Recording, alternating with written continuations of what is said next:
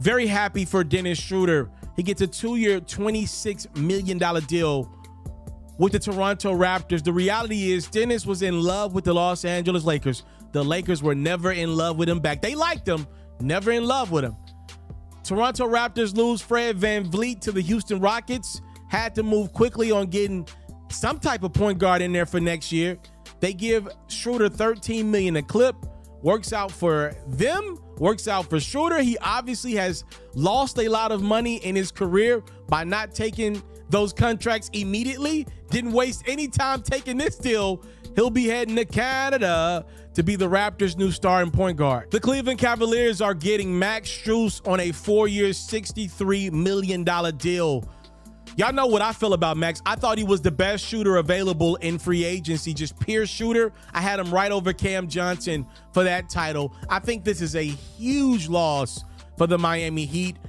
If you're Miami, it almost makes you think, yo, maybe they should have got that Damian Lillard trade done a few days ago to allow themselves an option to maybe re-sign Max, depending on how much cap they were able to trade out. Now you allow the Cavaliers to get their hands on Max. You already know what they're trying to do. Donovan Mitchell can shoot the rock, but he's best when he's attacking the rim. Now you got a floor spacer. Obviously, they got two bigs in Jared Allen and Evan Mobley that don't space the floor that well.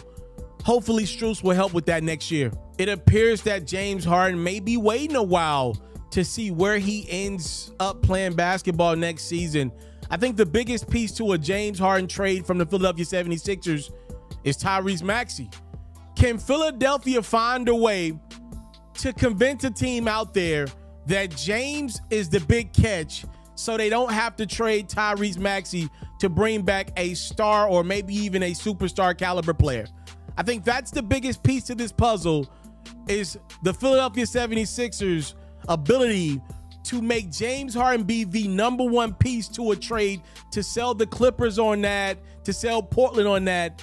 That'll be the difference. And if this trade gets done in the next couple of days or maybe the next couple of months, I also think James probably will have to wait till the Damian Lillard saga gets finished, or maybe he's a part of the Damian Lillard trade.